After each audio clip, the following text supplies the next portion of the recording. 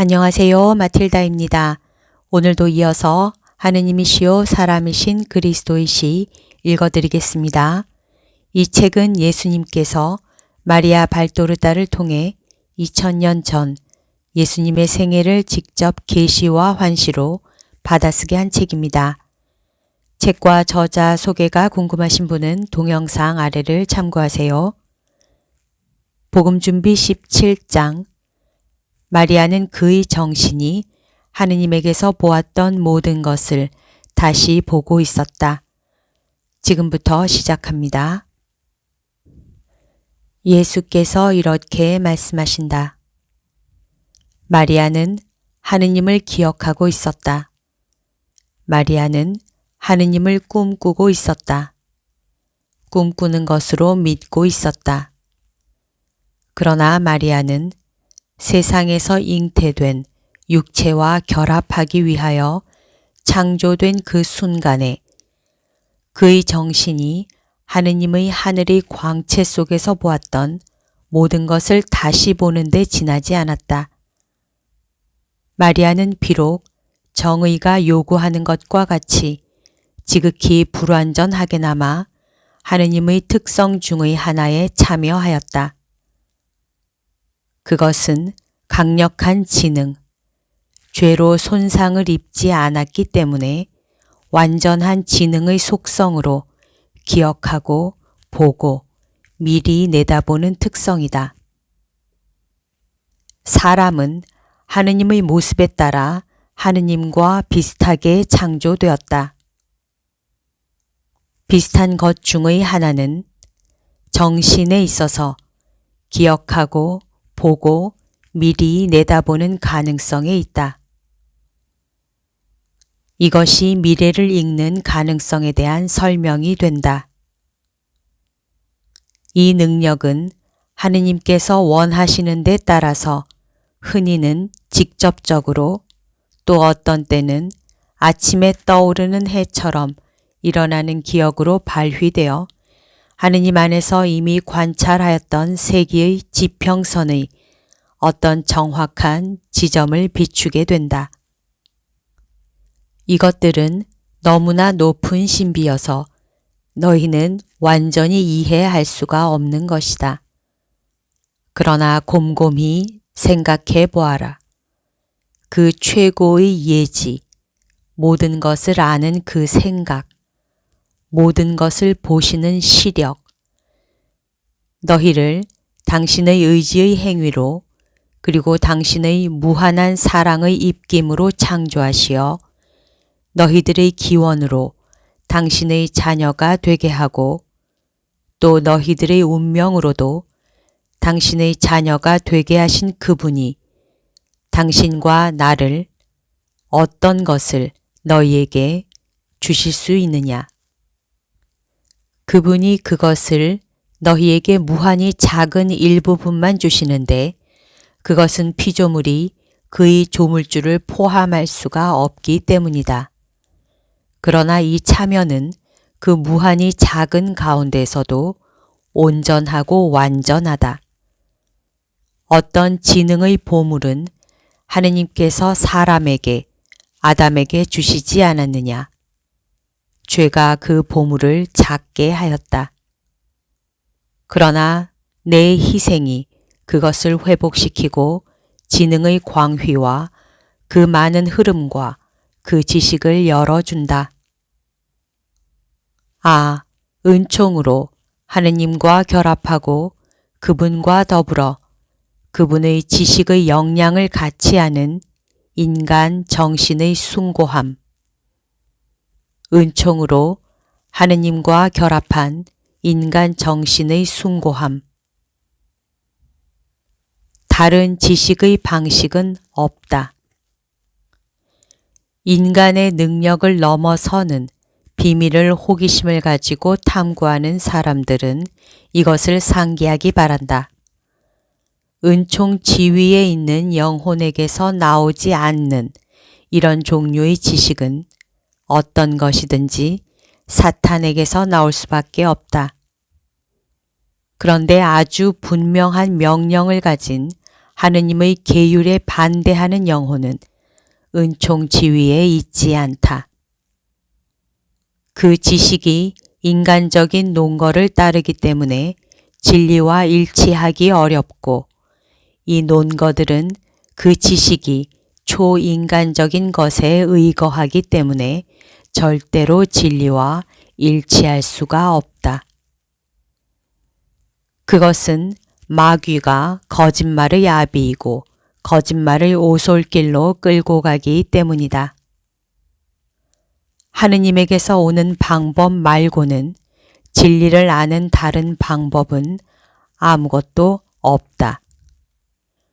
하느님께서는 우리에게 말씀하시고 아들에게 아버지의 집과 관계가 있는 어떤 추억을 상기시키는 아버지와 같이 우리 기억에 이렇게 말씀하시거나 상기시키신다.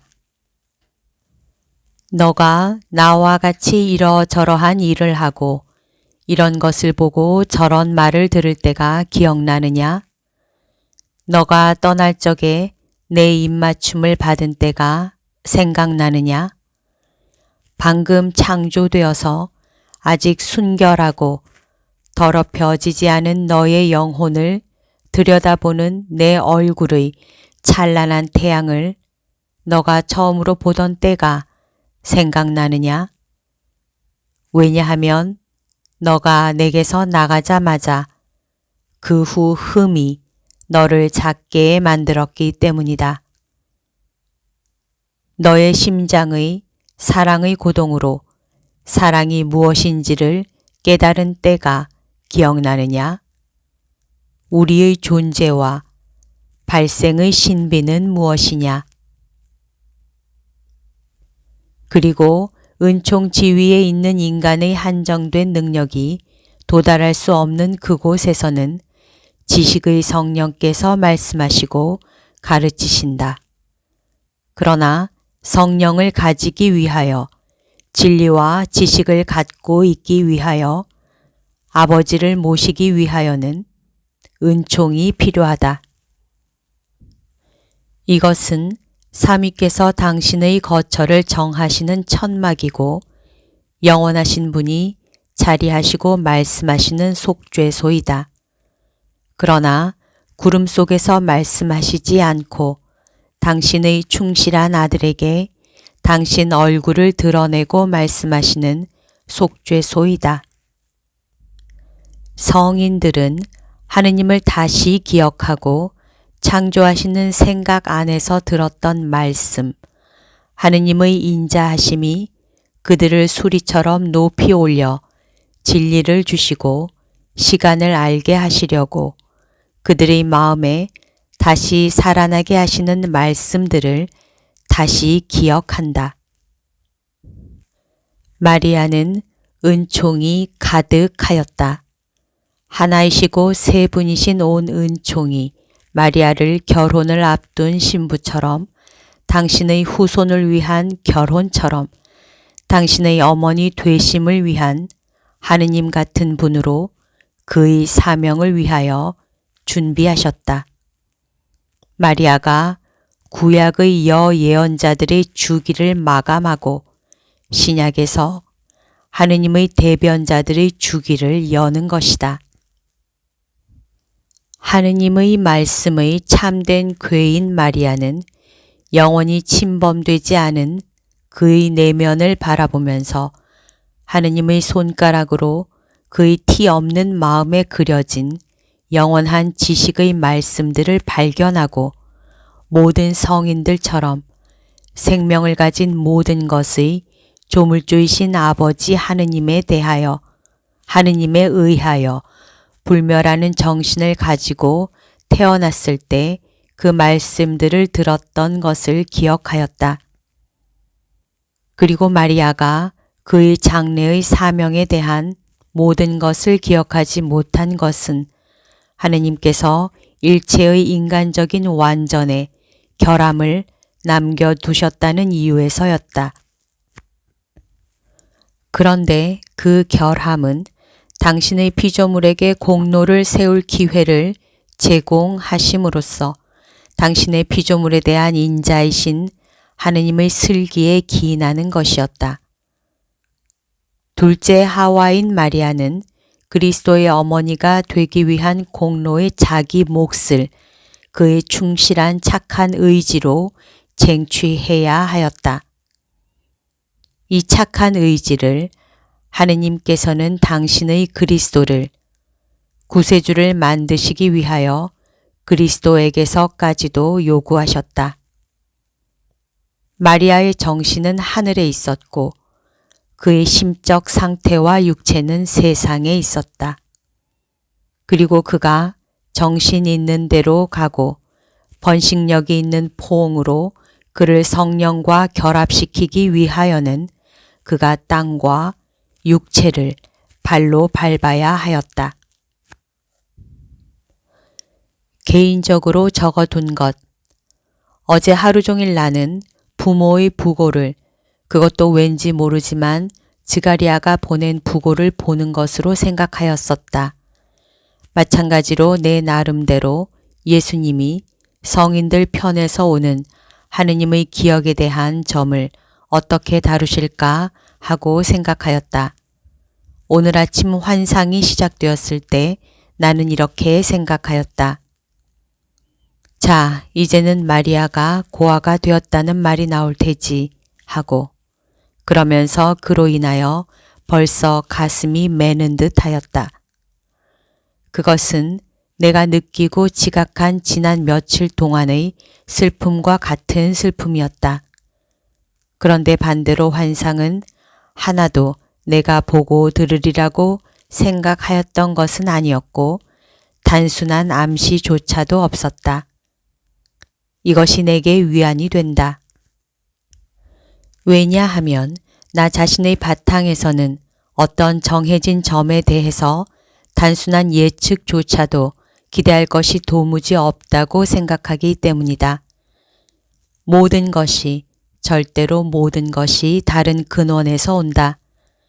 내 계속적인 두려움은 다음번까지는 멎었다. 과연 내가 틀리고 다른 사람들을 틀리게 하지 않을까 하는 이 염려는 나를 따라다니기를 절대로 그치지 않을 것이다.